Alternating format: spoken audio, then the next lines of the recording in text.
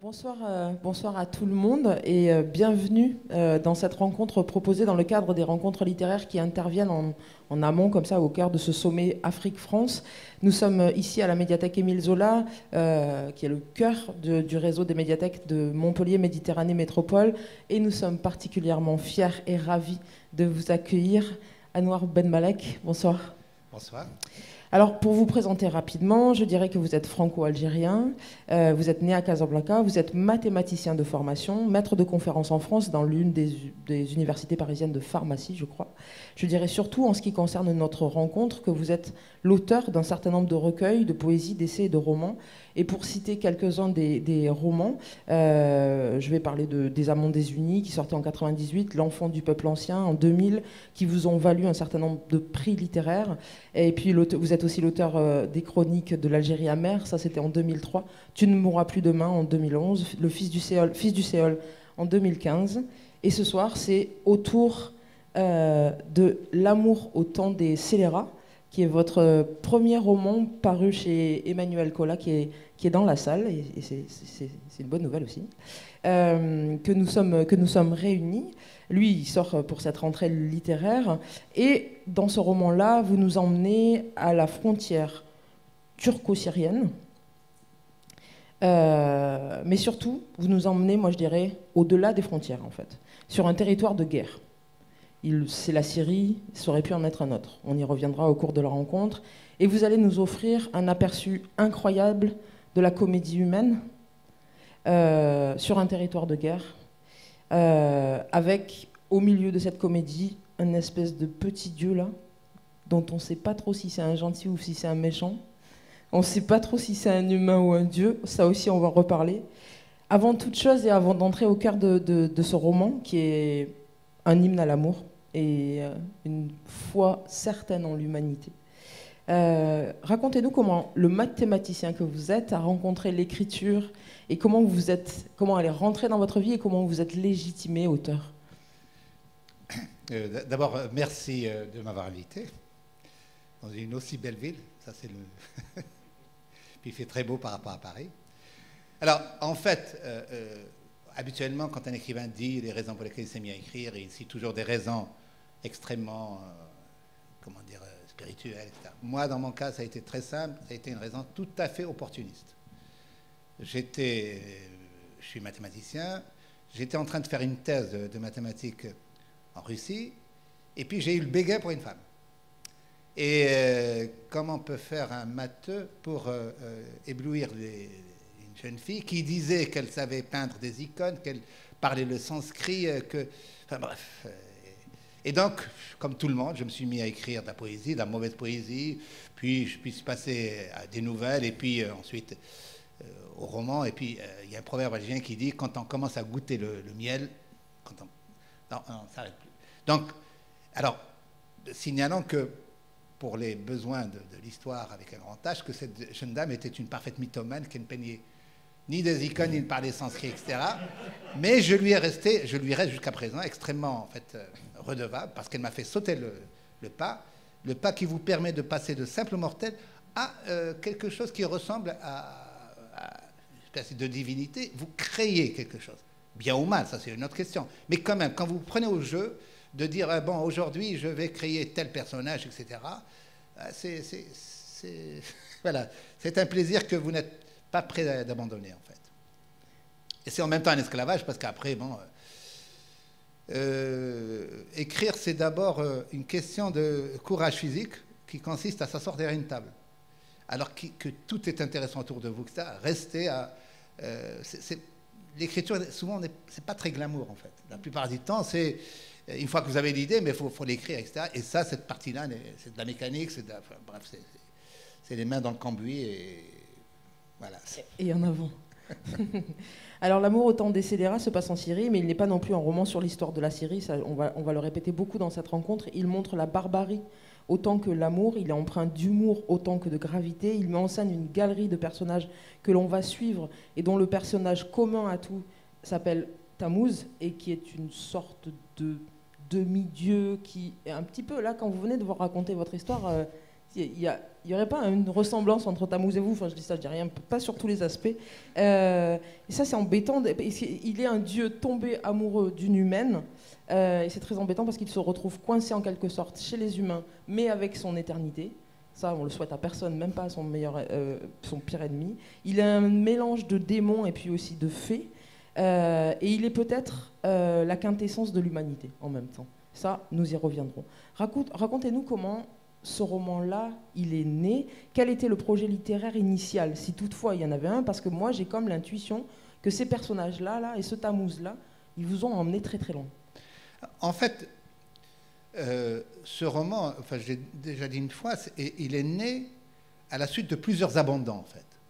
Donc, il y a plusieurs années de ça, beaucoup plusieurs. Comme disent les gosses, très beaucoup. J'avais donc découvert Sumer et ça a été pour moi une découverte extrêmement forte parce que j'ignorais tout de Sumer et donc j'ai commencé à lire et c'est extraordinaire comme la documentation est extraordinaire, la filiation entre tous les mythes de au moins l'humanité monothéiste, elle est extrêmement claire. Et donc, voilà, j'avais décidé d'écrire un roman. Donc, je mets un jour à ma table et j'écris chapitre 1. Je vous assure que c'est comme ça que ça s'est passé. Ayant écrit chapitre 1, donc après plusieurs mois de travail sur la documentation, j'ai senti que je ne pouvais pas écrire quelque chose après avoir lu une documentation aussi merveilleuse. Je veux dire, qu'est-ce que j'allais produire comme livre qui serait supérieur à la documentation? Et puis, donc, le temps a passé, j'ai écrit plusieurs livres, etc. J'ai voulu écrire sur les Indiens d'Amérique, même propos. Et puis, comme on dit en matière religieuse, j'ai eu une épiphanie en fait. C'est-à-dire que de découvrir que, au fond, il n'y a rien de nouveau sous le soleil. Et que cette Syrie dont on parle, c'est en gros la Mésopotamie, qui est le lieu de naissance de tous les grands mythes de l'humanité, au moins monothéiste, et que la violence de maintenant, la violence d'avant n'a rien à envier à la violence de maintenant. Et je me suis dit, donc, alors je me suis dit, c'est toujours intéressant, pour moi en tout cas, de comparer entre ce que je voulais écrire au départ et le résultat. C'est toujours très très différent. Mais quelque chose m'a beaucoup agité en fait l'esprit, c'est de se dire, cette violence-là, sur quoi elle repose? Pourquoi les gens sont-ils si prompts à assassiner des gens pour une idée supérieure? Et moi, j'ai fini par, en tout cas pour moi, décider que c'était en fait cette idée abrahamique qui consiste à prendre comme modèle des trois grandes religions monothéistes un personnage que j'ai toujours trouvé très étrange, qui est celui qui dit pour obéir à une idée supérieure, je suis prêt à tuer ce que j'ai de plus cher. Et au fond, c'est ce que se disent pas les fanatiques, les gens ordinaires, les gens qui croient que cette idée qui les dépasse peut les autoriser à faire le pire. Et donc c'est pour ça que, tout à l'heure, vous le dites bien, ce n'est pas un livre sur la Syrie, c'est un livre sur comment l'homme peut outrager ses semblables au nom d'une idée supérieure. Les gens de Daesh, par exemple, ne se considèrent pas du tout comme des barbares. Ils se considèrent comme de vrais croyants. Ils sont prêts à donner leur vie et ils sont aussi prêts, évidemment, à donner la vie des autres. Alors, donc, et Tammuz, qui est une sorte de diable, je ne sais pas s'il le sait lui-même exactement, c'est au fond celui qui se dit, un jour il se réveille avec la sensation d'avoir reçu un message de celui qu'il appelle le patron, qui lui dit « empêche cela d'advenir, empêche Abraham, et donc empêche les autres hommes, etc., de tuer son fils », avec l'idée sous-jacente que Abraham aurait mal compris. Dieu aurait aimé, selon donc la thèse que développe Tammuz, Dieu aurait aimé que Abraham se rebelle contre lui en se fondant sur l'amour qu'il porte à son Dieu. Dieu, selon Tammuz, n'aime pas des gens trop dociles. Tous les parents, aime bien avoir des enfants un peu dociles, mais pas trop. Je veux dire, et donc voilà, et Tammuz est au fond le plus humain des êtres humains qu'il va croiser. Clairement. Et il a vu le pire, parce il est condamné à l'éternité. Il a vu les massacres qui ont été faits. Les massacres ont été une caractéristique constante de l'humanité. Donc quand il arrive en Syrie, la Syrie actuelle, il n'est pas très étonné. Et il a eu le bonheur, de tomber amoureux d'une femme, c'est-à-dire de quelqu'un à la durée d'existence limitée. Il lui arrive donc il lui est arrivé plusieurs fois de l'envier. Voilà, donc voilà, ce personnage-là. Donc je ne peux pas dire que j'ai eu l'idée de l'écriture l'idée s'est construite au fur et à mesure que j'écrivais le roman, en me disant parfois, et souvent d'ailleurs, est-ce que j'allais réussir à aller jusqu'au bout, à trouver une espèce de logique interne au livre. Bon, mais ça, c'est quand je regarde les déclarations d'intention vis-à-vis de moi-même, souvent j'ai cru que j'allais faire fausse route. En fait. Voilà, donc je suis arrivé à le terminer. Mais voilà, c'est donc un livre qui pour moi est un livre qui résume peut-être les précédents en fait. Et pourquoi avoir choisi la Syrie, somme toute, en fait, qui est ce territoire, vous venez de le dire, déchiré depuis la Mésopotamie, mais il n'est pas le seul. Ce roman, il aurait très bien pu se dérouler sur toutes les zones de la planète qui connaissent une guerre, voire même à toutes les époques qui en ont connu une. Qu'est-ce que la Syrie contemporaine possédait qui servait soit le propos, soit les personnages, soit en tout cas l'écriture de l'amour autant des scélérats?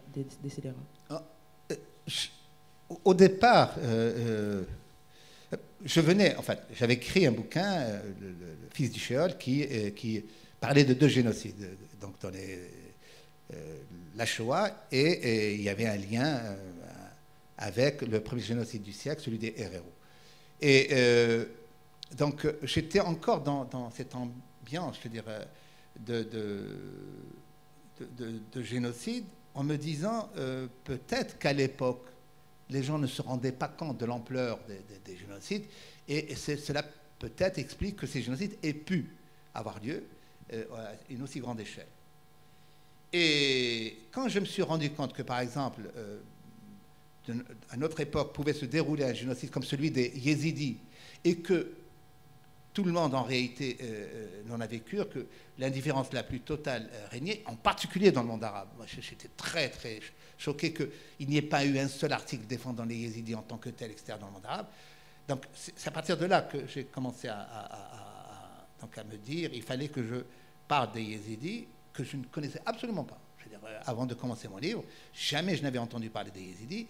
Et puis, en découvrant que c'était une religion qui remontait à plus de 2000 ans, etc., un sécrétisme de plusieurs religions, etc., qui avait des livres saints, je me suis dit, mais quelle ignorance, je veux dire, enfin, je parle de moi, je veux dire, quelle ignorance.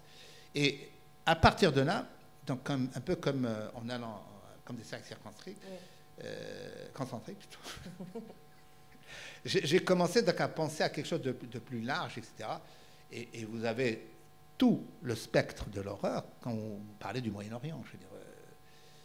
Et puis ça se déroulait presque sous mes yeux. Je suis allé avant ces événements-là, je suis allé en plusieurs fois en Syrie, pays de grande civilisation, avec des pouvoirs très autoritaires, etc. Et il m'a semblé que je ne pouvais pas me taire. Alors, c'est une conception, je ne sais pas comment on pourrait l'appeler, je veux dire, de devoir littéraire. C'est un grand mot, mais je vous assure qu'à un moment, je veux dire, savoir que des gens pouvaient tuer sur une aussi grande échelle et que, voilà, surtout dans le monde arabe, il n'y avait pas de réaction à la mesure de ça, ça m'a paru impossible de fermer les yeux. En fait. Si l'on revient sur cette question centrale de votre roman, c'est-à-dire ces hommes et ces femmes qui peuplent votre roman, qui le structurent, qui le portent, ces enfants, ce sont des enfants, ce sont des parents, ça peut être des soldats, c'est Tammuz. Vous nous mettez face à cette femme, par exemple, yézidi, qui s'appelle Zayelé, qui a cru pouvoir vivre l'amour, mais ça ne va pas se passer comme elle veut. Elle va devoir, avec son mari, enfin seule, mais elle va devoir prendre la décision. Mais on les voit en couple, et puis après, on va la devoir dans l'horreur absolue de devoir choisir entre ses enfants. Elle va devoir sacrifier ses enfants. Il y a ce jeune couple, Ouda et Yassir, dont le père de Ouda les dénonce en fait parce qu'ils sont amoureux, et il y a une scène de lapidation dont vous nous sauvez de cette scène de lapidation par l'humour. Ça aussi, on y reviendra. Il y a ce soldat qui est d'origine indienne d'Amérique en fait, et qui a un sentiment de culpabilité par rapport à ce qu'il a vécu avant, qui s'engage contre Daesh. Moi, ça m'a fait l'impression très fort que tous ces gens sont au-delà de réel. Tous ces gens vivent quelque part, existent, etc. Et vous, comment vous expliqueriez leur naissance? Où vous êtes allé les chercher? Dans vos divers voyages, dans ce que vous avez lu? Question difficile. Alors, je vous ai parlé tout à l'heure de cercle concentrique. Quand j'ai commencé à m'intéresser donc à cette histoire de Yézidi, commencé donc à beaucoup lire sur la Syrie, etc. Évidemment, parler de la Syrie vous oblige à parler de guerre, de bombardement, de drones. À partir des drones, je suis tombé sur des documents parlant de la manière dont on pouvait tuer des gens à distance, quasiment, voilà. Vous pourrez ici avoir des écrans devant nous et puis tuer quelqu'un, etc.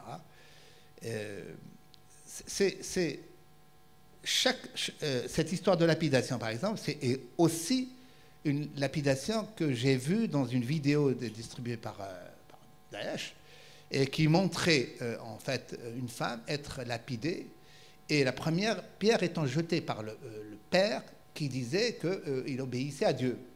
Et donc voilà, ces personnages-là sont nés au début presque malgré moi, et puis ensuite il a fallu rendre, faire un roman, c'est-à-dire ne pas faire une accumulation d'indignation, mais trouver un fil continu avec des gens ordinaires.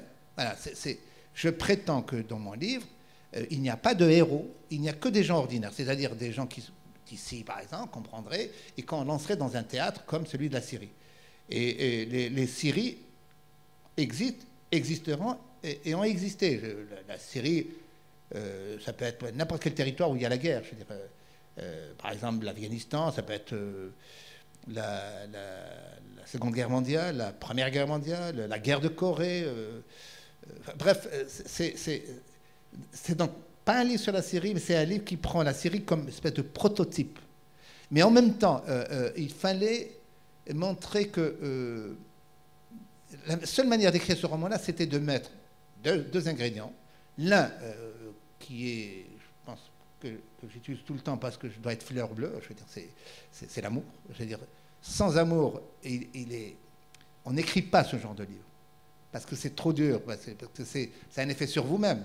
Pendant 4 ans ou 3 ans et quelques, être occupé par l'écriture d'un livre comme ça, donc ne rêver qu'à la Syrie, etc., ne voir que des documentaires sur la Syrie, des livres sur la Syrie, etc., si vous irriguez pas ça par quelque chose qui est un sentiment très fort, qui est l'amour. Et l'humour. Et le second truc, c'est l'humour, parce que le fanatisme, quel qu'il soit, est toujours d'une insondable bêtise. Et c'est pour ça que, d'ailleurs, les fanatiques de tout ça détestent l'humour. Et l'humour peut être considéré comme un crime capital. La plupart des autocrates, d'ailleurs, en particulier arabes, n'aiment pas qu'on se moque d'eux. Et surtout pas celui qui peut avoir sur vous le droit de vie ou de mort. Mais donc, le problème a toujours été, du point de vue technique en jeu, de ne faire ni dans trop, de faire une espèce de dosage. Mais certaines situations sont malgré tout extrêmement comiques parce qu'on rit nerveusement. Moi, je me rappelle c'était à Alger, il y a quand j'y pense, je rigole, parce que c'est quelque chose de sinistre. Il y a quelqu'un à Alger qui marchait, c'était un journaliste, Et puis derrière lui, il y a un terroriste qui vient, un gars du GIA qui vient pour le tuer. Le gars du GIA avait son pistolet ici. Et au moment de tirer, il se tire dessus. Un endroit très douloureux. Et donc, voilà, il voulait tuer la personne. C'est horrible. Mais en même temps, je veux dire, la réalité s'est chargée de rendre cette situation extrêmement... moi, je trouve ça d'un comique... Ça me fait rire, oui, j'imagine. Finalement, au-delà de tout, quand on referme ce roman qui est époustouflant, on se dit qu'ils cherchent tous, vous venez de le dire, l'amour.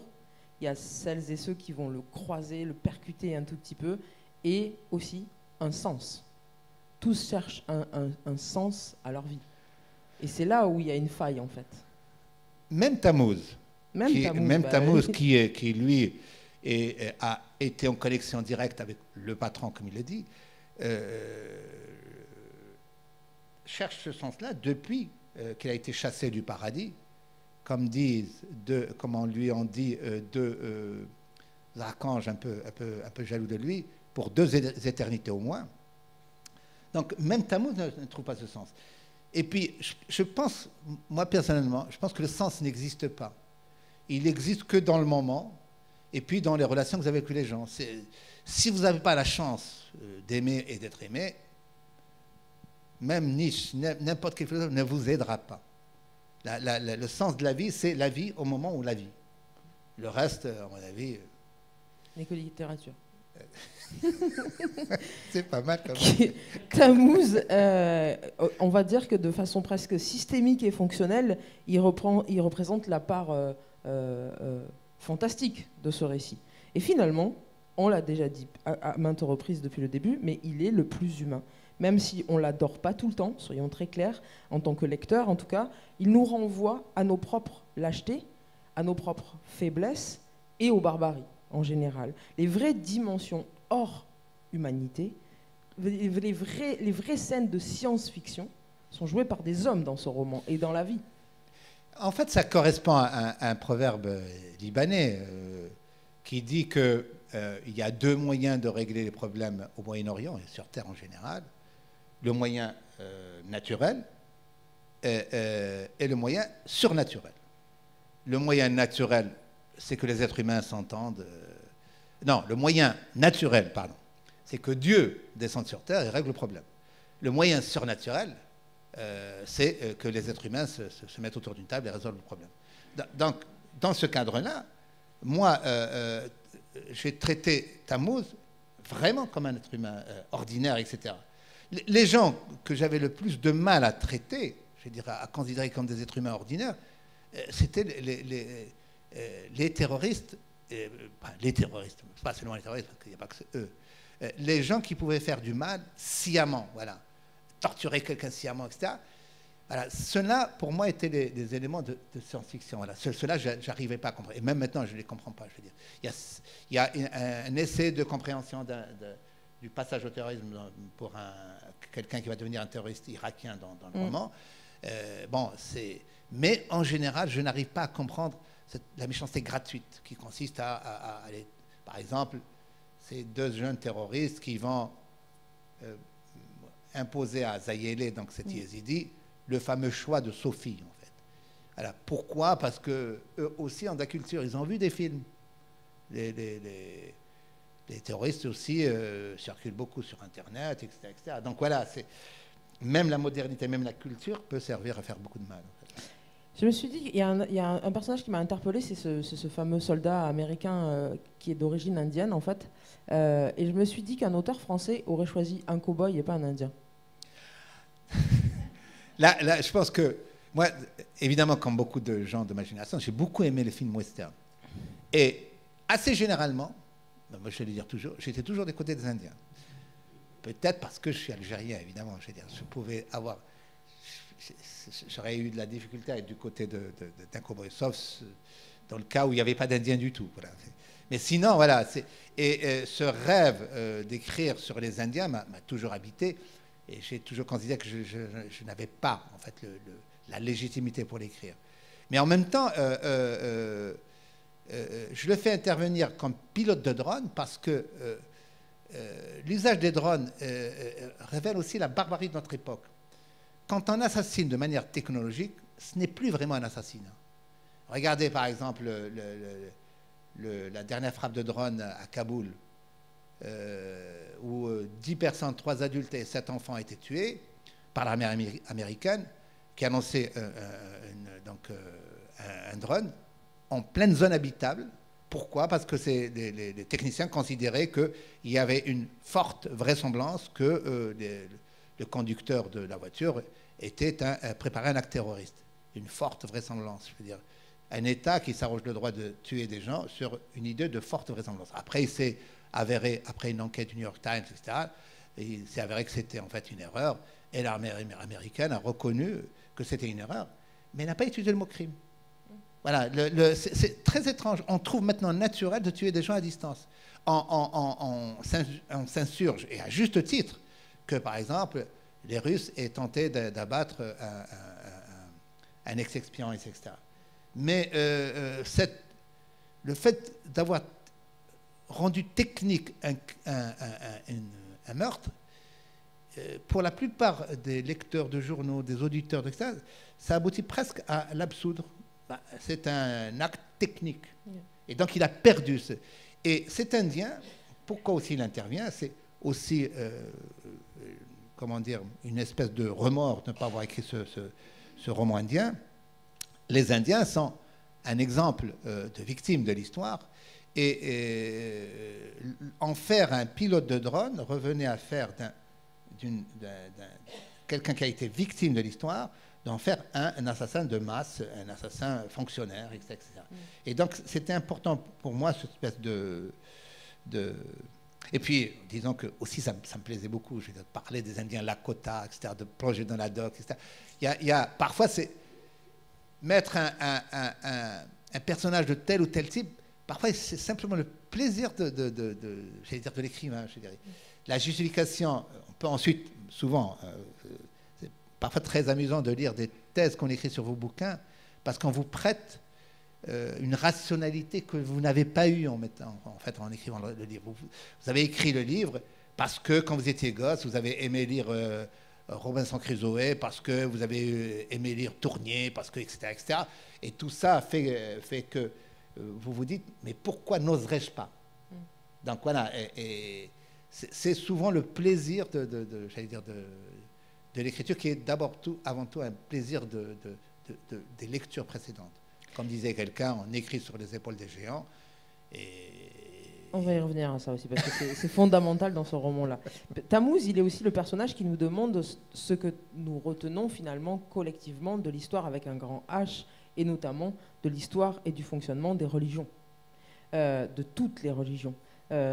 Puisque autour de ces tout petits patrons de rien du tout, qui sont les exécutants des dieux sur la terre, ces représentants autoproclamés, les hommes se comportent malheureusement dans leurs excès éternellement de la même façon. Et ce roman-là, il parle aussi de ça.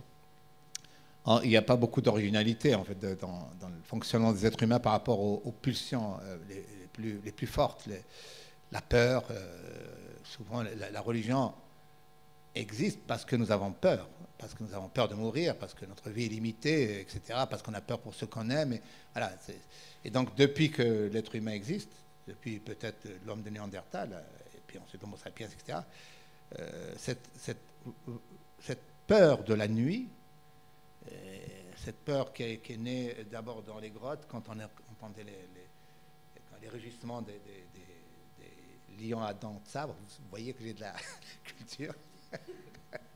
Voilà, au fond, c'est ce réflexe-là. Et ce qui fait que beaucoup de gens, au moment de mourir, se redécouvrent des sentiments religieux. Je veux dire, nous sommes faibles, je veux dire. Et la religion, en tant que sentiment de recherche du sens, est quelque chose de tout à fait naturel. Il y a ensuite les religions officielles qui sont l'accaparement de cette peur par une classe de gens qui vont vivre sur le dos des gens qui ont peur. Les prêtres, etc., enfin les prêtres de toutes les religions ont toujours ont toujours profité en fait de cette peur-là. Maintenant, je crois que jamais on ne vaincra cette peur-là. Et donc, la religion a encore de beaux jours devant elle. Maintenant, le problème de la religion, c'est qu'il y a des religions. Et dès qu'il y a des religions, chacun dit, moi j'ai raison plus que toi. Et moi, je me rappelle, j'avais lu une fois une vraie, enfin j'allais dire une vraie anecdote.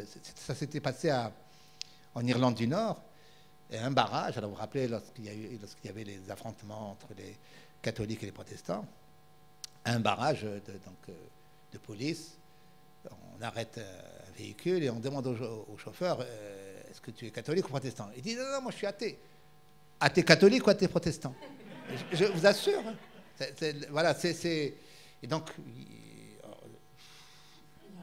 Il n'y a rien à faire. Je veux dire, on peut essayer d'édicter des règles, etc. etc. Et à mon sens, la règle minimale de coexistence dans nos sociétés devrait être la laïcité.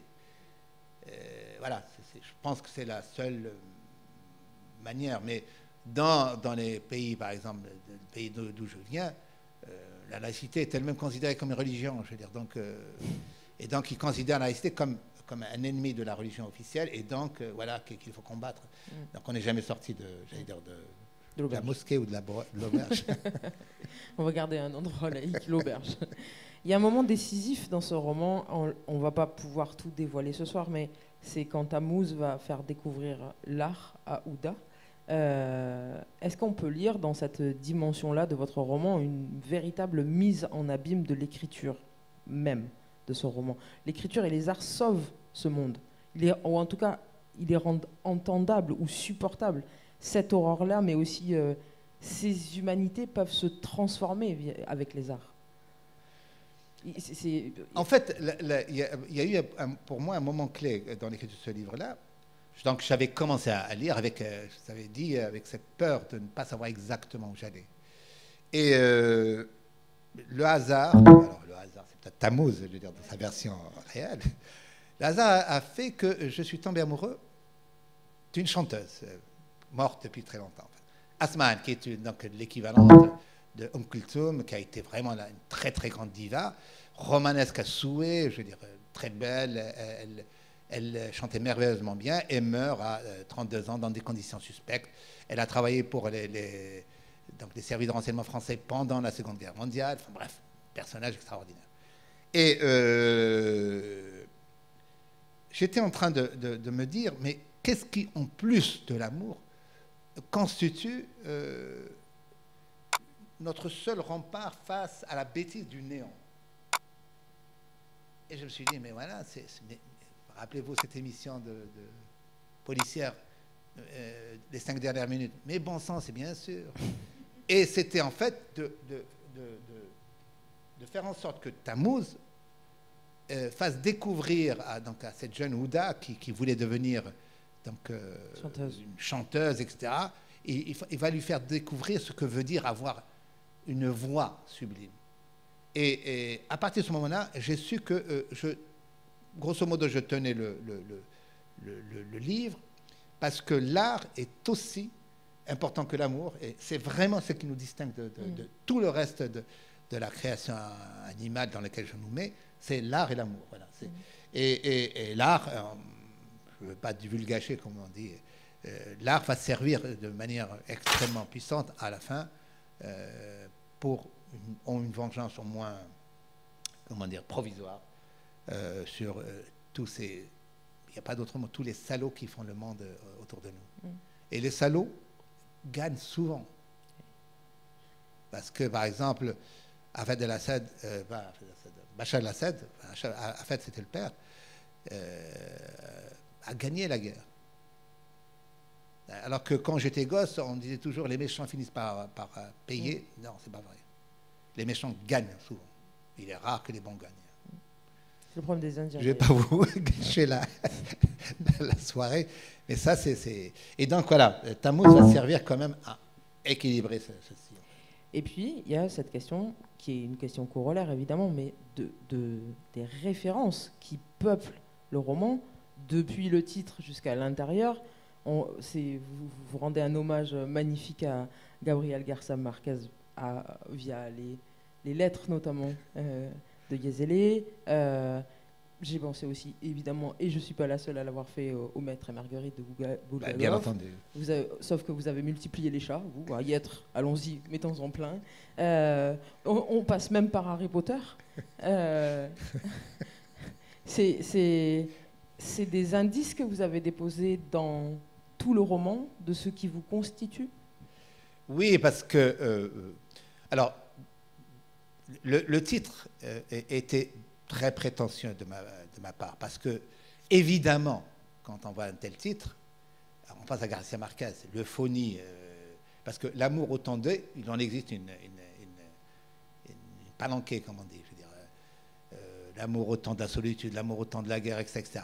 Mais l'amour autant des scélérats, la rime avec l'amour autant du choléra est tellement forte que il y a certains... Il y a un ami d'ailleurs qui m'a pris pour un imbécile. Il m'a dit, tu ne te rends pas compte que les gens vont penser à...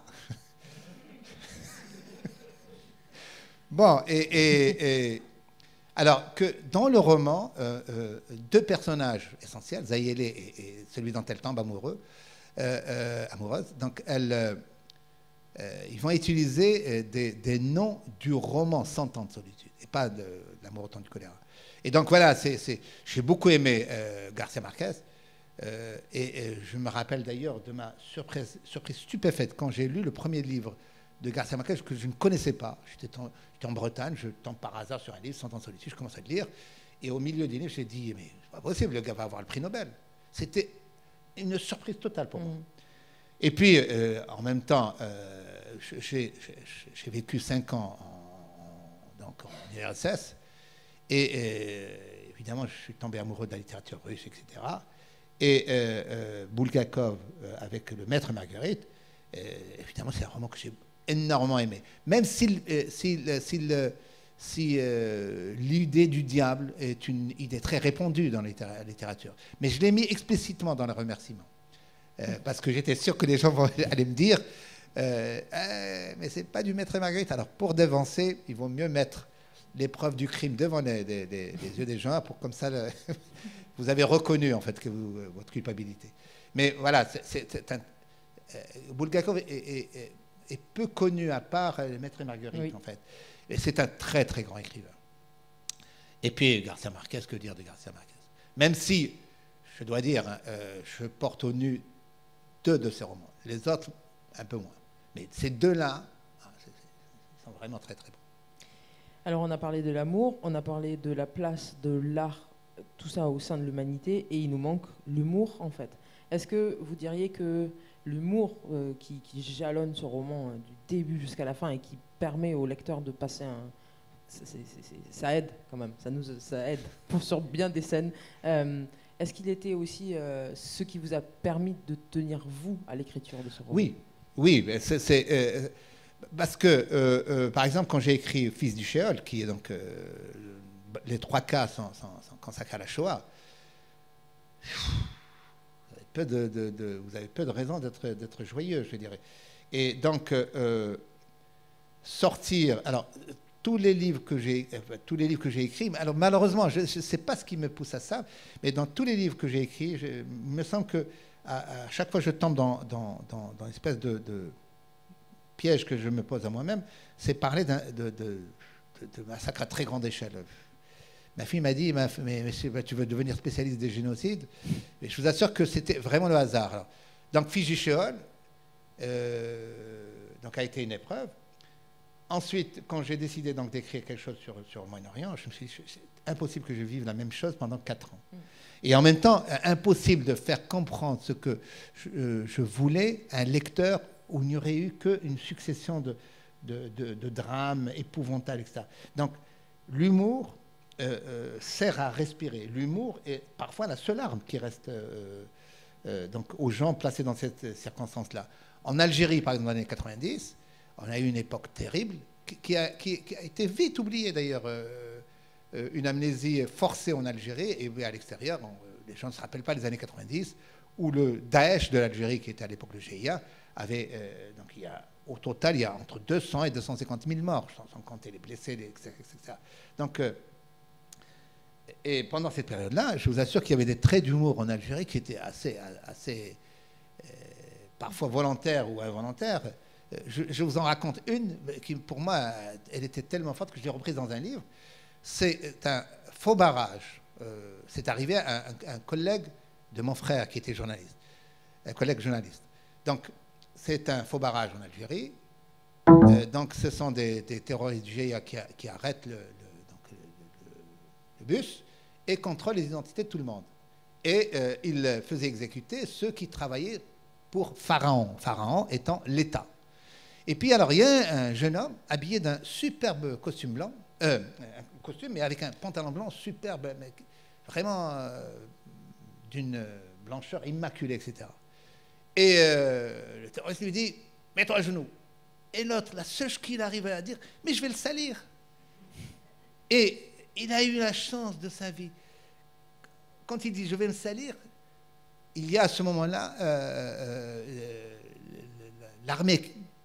Ils entendent le bruit de l'armée et ils abandonnent tout le monde. Et donc voilà, comment, quand mon frère m'a raconté cette histoire, je sais pas quoi, j'ai ri, et en même temps c'est épouvantable à rire comme ça. Mais en même temps on rit. Je veux dire, Ça met à distance. Oui, ça pose quand même en creux la question des limites. Est-ce que ça doit quand même pas être... Alors on est bien d'accord, c'est pas un roman sur la Syrie, c'est pas un roman qui prétend expliquer le conflit qui s'y passe, etc. etc. Ça on l'a bien dit pendant la rencontre. Mais... D'ailleurs, pardon, je vous interromps, dans le livre, il est dit que si vous croyez avoir compris ce que c'est que la Syrie, c'est quand vous l'a mal expliqué. Oui. Voilà, oui, c'est ça, c'est pas possible. Mais il y a quand même, j'imagine, une responsabilité et une part... je veux dire, dangereuse, entre guillemets. Est-ce que vous sauriez dire de quoi vous avez eu peur pendant l'écriture de ce roman et est-ce que, du coup, l'écrivain, c'est celui qui doit se débarrasser de cette peur pour oser? Tout à l'heure, vous avez dit écrire, c'est oser. D'abord, quand un écrivain donc, issu d'Algérie, quand on dit avoir peur, c'est avoir peur au vrai sens du terme. Je veux dire... j'avais écrit un précédent roman qui s'appelait Omaria, qui se passait donc au XVIe siècle espagnol, sur le destin des Morisques. Les Morisques, c'est l'équivalent des Maranes, c'est des musulmans qui se sont convertis au catholicisme, mais qui au fond restaient musulmans. Et la première déportation d'histoire a eu lieu en 1605. Donc on expulse tous les Morisques, etc. Et moi, je croyais avoir fait œuvre de mémoire en parlant des Morisques, etc. Le livre a été très, très, très mal reçu en Algérie. Pourquoi? Parce que à l'époque, les deux religions, l'islam et la chrétienté, se battaient à coups d'injures et de tueries, etc., etc. Et donc, moi, je donnais la parole aux deux. Voilà, et ça a été très mal pris en Algérie. Et donc, la presse s'en est emparée. Alors, il y avait, je me rappelle, la une d'un journal, Anouar Ben Malek, non, l'écrivain algérien Anouar Ben Malek, entre parenthèses d'origine marocaine. C'était le coup de pied de l'âne, hein, c'est ça. Sur les traces de Salman Rushdie et de Benoît XVI. Attaque le prophète, etc. Et quelques jours plus tard, la police, ici en France, donc mes téléphones me disent de passer au ministère de l'Intérieur. Il y avait une fétoire, je veux dire, d'un groupe de terroristes qui disait quel est le cavalier qui coupera la tête de ce mécréant, etc., etc. Donc on a dit quitter la maison, etc., etc. Donc quand on dit avoir peur, il y a deux. Il y a la peur physique et il y a la peur littéraire. Mmh. Donc ici, par exemple, je l'ai écrit sans penser à la peur, qu'elle soit littéraire ou physique, parce que sinon vous vous restreignez. En fait, il faut oser, mais vous devez aussi... Alors, oser veut dire écrivez ce que vous pensez être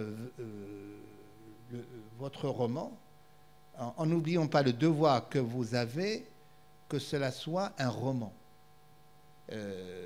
Et pas simplement de l'indignation, que les gens aient de la compassion et se sentent frères et sœurs de ceux qui vivent dans le roman.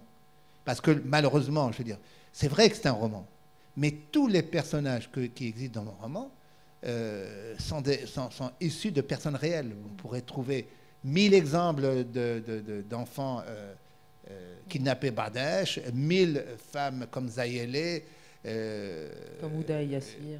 Oui, alors donc tout ça, c'est malheureusement très ordinaire. Mais en même temps, il ne faut pas oublier que vraiment, c'est des gens voilà, ordinaires. Et c'est une responsabilité parce que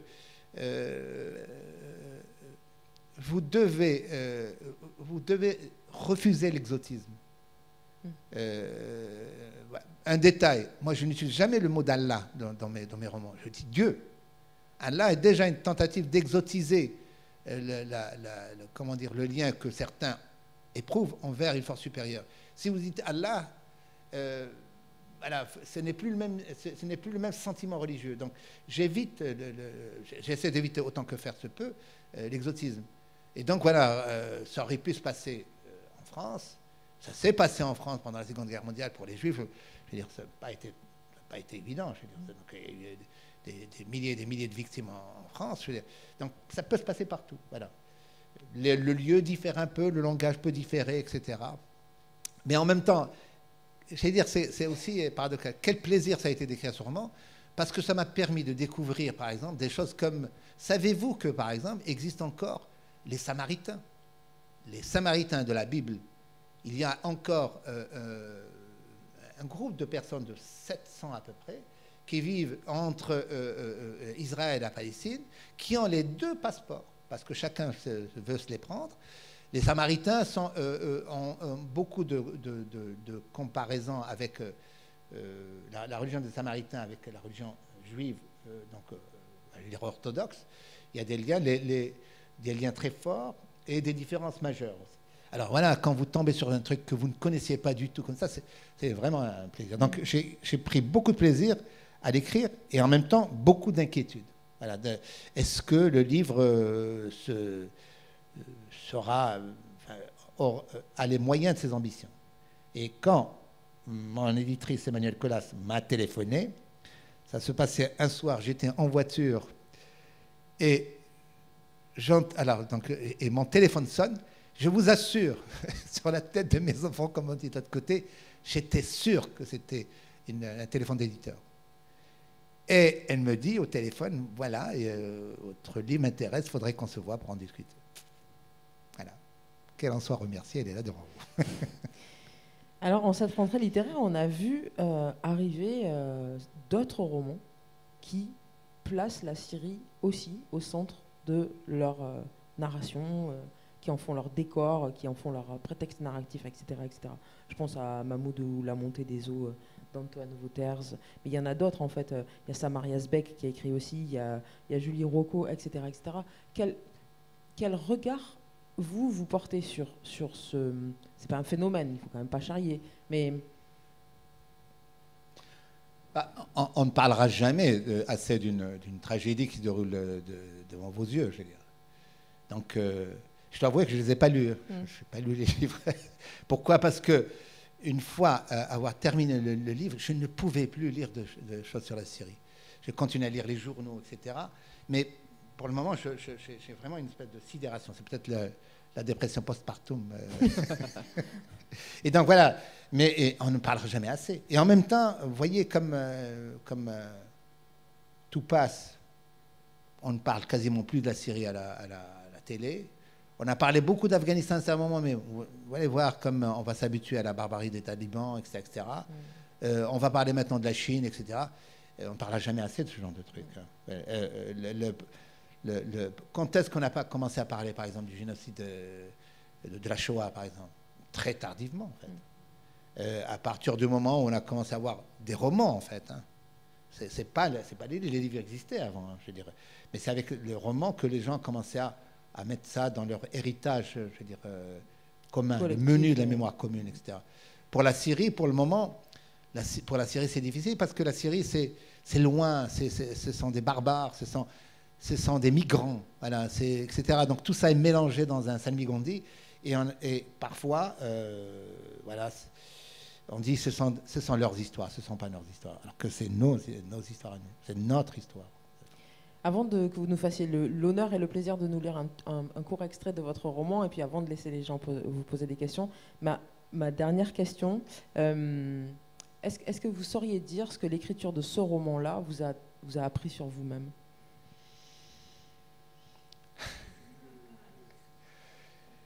au fond, que je devais bien vite me remettre à écrire. Parce que c'est...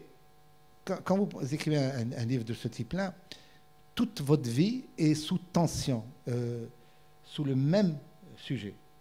Et c'est difficile à vivre au long cours, je veux dire, quand tout tourne autour de ça. Donc je n'ai plus qu'une seule envie là, c'est de me remettre à autre chose, pour échapper un petit peu à parfois cette culpabilité, parce que vous dites, les gens dont je parle comme ça, les gens peuvent se réfugier derrière le fait que c'est de la fiction, mais moi je sais que telle personne ressemble à tel autre, etc. Et que leur est-il arrivé? Je peux vous raconter quelque chose quand je parle de Zahiri, je pense à une femme, une yézidi, qui a été enlevée par Daesh. Donc, elle a eu un enfant pendant qu'elle était réduite en esclavage sexuel. Et puis, donc, à la fin, les Kurdes réussissent à la libérer.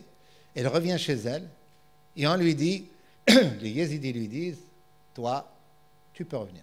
Ton fils ne peut pas revenir. Ton fils n'est pas un vrai yézidi, c'était le résultat d'un viol, etc. Et donc, qu'est-ce qu'elle a fait? Elle a fini par s'enfuir et se retrouve maintenant dans la précarité la plus absolue, rejetée par les uns et par les autres. Voilà, donc...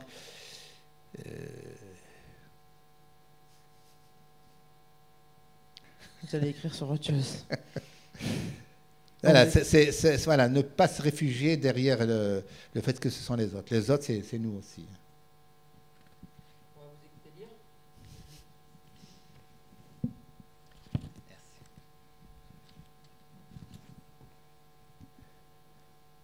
Chapitre 1. L'homme à l'accent étranger a été arrêté au checkpoint de la ferme transformée en caserne. Un berbe, la soixantaine, encore gaillard malgré une masse de cheveux blancs, il s'est présenté comme un volontaire français, désireux de combattre pour la gloire du Très-Haut. Malgré la chaleur écrasante, l'individu à la tête patricienne porte un costume de ville dont on devine qu'il a dû coûter cher. Maculé de boue et de poussière, ce vêtement lui confère une prétention à l'élégance plutôt comique, au milieu des guerriers aux longs cheveux, barbus et affublés de treillis, de tuniques beige tombant sur les genoux ou de pantalons à l'afghane. Kamikaze, combattant sur le front, sniper, attentat, je suis prêt à tout sacrifier pour la gloire de la seule religion vraie. Déclame-t-il, et il tend un fusil mitrailleur chargé aux gardes interloqués par l'apparition d'un individu qu'aucune sentinelle n'a vu surgir d'un paysage plat, réduit pour l'essentiel à une plaine caillouteuse parsemée d'arbres éthiques. Il se prétend converti, s'appelle dorénavant Tammuz et non plus Robert, et vient de la France impie. Après qu'il a traversé la frontière turque avec l'aide d'un passeur, raconte-t-il, les gardes leur ont tiré dessus et, dans la confusion, le passeur en a profité pour s'enfuir avec l'argent et les papiers de son client.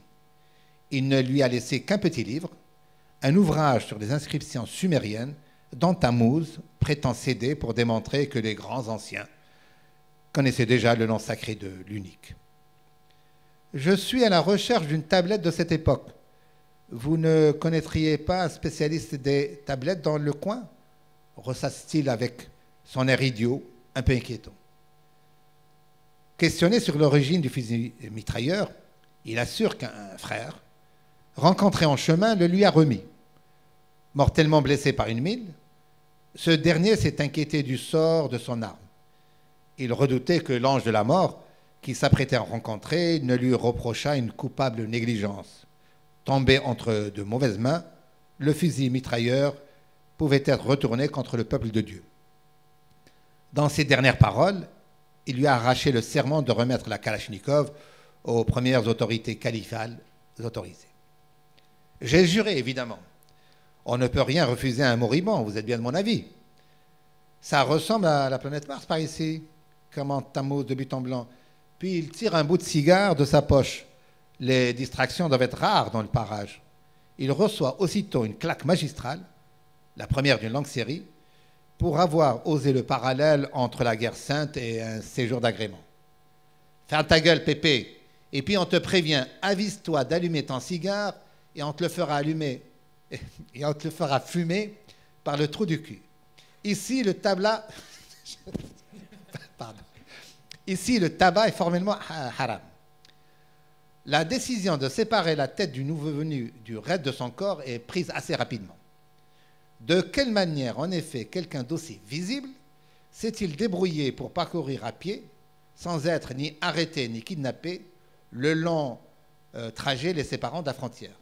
Pourquoi, s'il vient réellement de Turquie, a-t-il porté son choix sur une caserne de rien du tout, perdue au milieu de nulle part, alors que tant d'autres établissements djihadistes plus importants se sont offerts à lui sur le chemin? Et pour couronner le tout, ce prénom si étrange, Tammuz. Un vrai moudjahid n'aurait jamais choisi un prénom pareil. C'est le nom d'un petit prophète, pas très connu, mais d'une piété proverbiale, proteste l'étranger. Nos frères érudits en parlent, je l'ai lu récemment, comme d'un visionnaire essentiel dans la transmission du savoir de Salomon. Pas vrai, cher?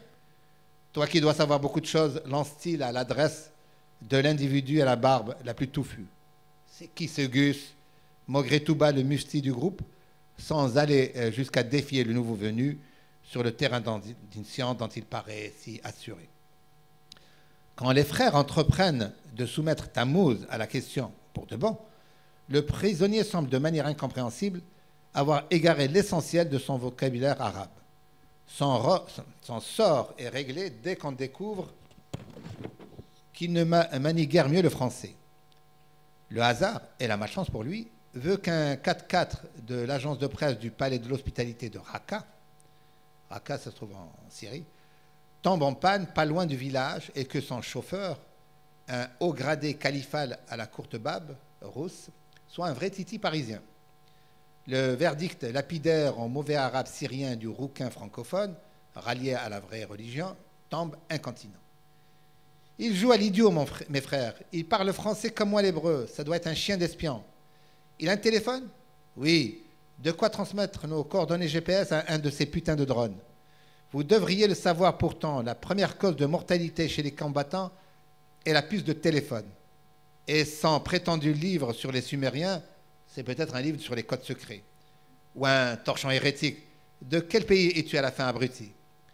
Malgré la volée de gifles qui s'ensuit, le soi-disant candidat au djihad persiste à soutenir dans son baragouin qu'il est français, et bien français, qu'il dispose d'un passeport français, mais que le passeur le lui a subtilisé, qu'il souffre d'une forme particulière d'amnésie due à un accident vasculaire cérébral, le faisant trébucher par moments sur les mots de sa propre langue.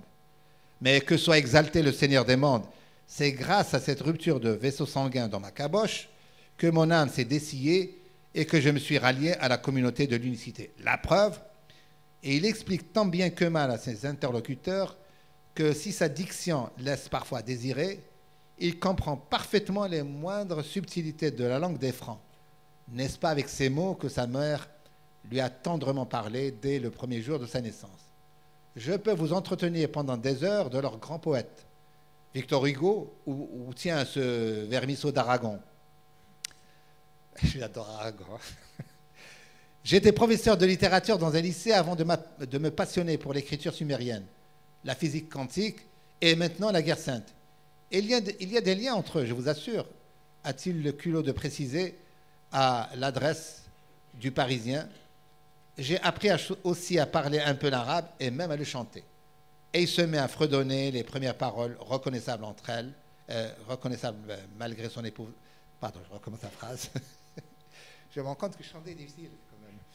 Et il se met à fredonner les premières notes, reconnaissables malgré son épouvantable accent, d'un air célèbre d'Asbahan. « Oh mon amour, viens me rejoindre, vois ce qui m'arrive. »